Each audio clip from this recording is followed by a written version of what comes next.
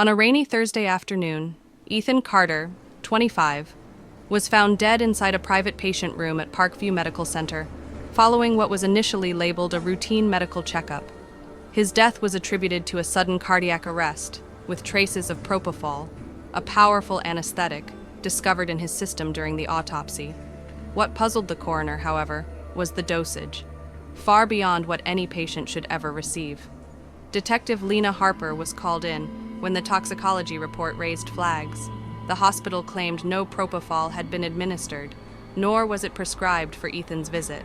Lena, sharp-eyed and methodical, began by interviewing the medical staff, combing through records, and reviewing the surveillance tapes. At first glance, Ethan's death looked like a tragic medical error, or perhaps even a self-administered overdose. But as Lena dug deeper, she found a peculiar inconsistency. The drug cabinet access log showed a manual override just minutes before Ethan's checkup. Only senior-level doctors had access at that level.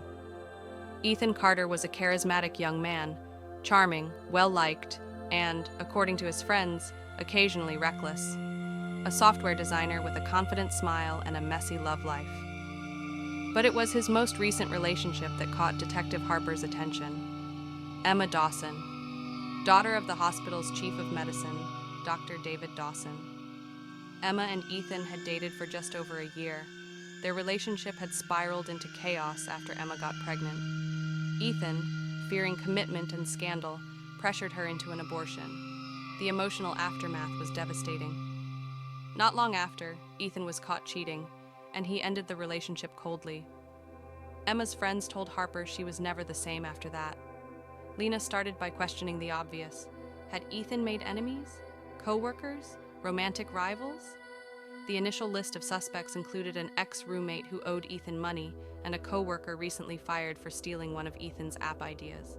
But none of them had proximity to Ethan's medical file or access to restricted drugs. Then came the twist. Ethan had no known medical issues that required quarterly visits. Why was he regularly checking in at the same hospital? Harper pulled up Ethan's medical history. The quarterly appointments had only begun after he started dating Emma. She reviewed the patient logs for Ethan's last visit, and there it was. Dr. David Dawson had manually signed off on Ethan's file the day of his death. When Harper confronted Dr. Dawson, he was calm, poised, and cooperative. He insisted he hadn't seen Ethan that day, claiming a nurse must have made an error in the logs. But Harper wasn't convinced. Surveillance footage, corrupted conveniently near Ethan's room, offered no visual proof. However, forensic analysis of the syringe used matched a rare batch number from the hospital pharmacy, one only accessible by department heads like Dr. Dawson. Still, there was no hard proof, until Emma came forward.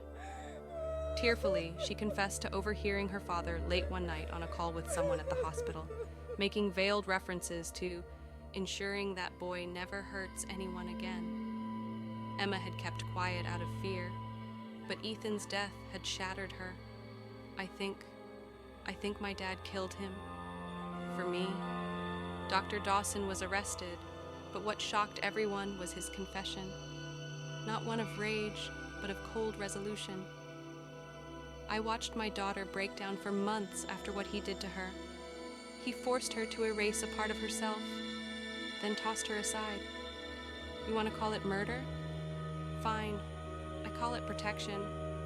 In the courtroom, his defense argued crime of passion, citing temporary insanity due to extreme emotional disturbance.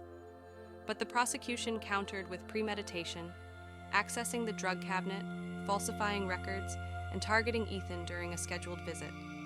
The jury found him guilty of second-degree murder.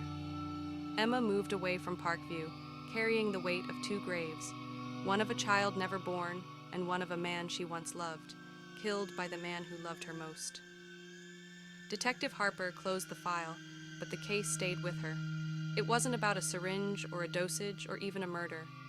It was about how love, when twisted by grief and rage, can become deadly, and how sometimes the most dangerous killer is the one who knows how to heal.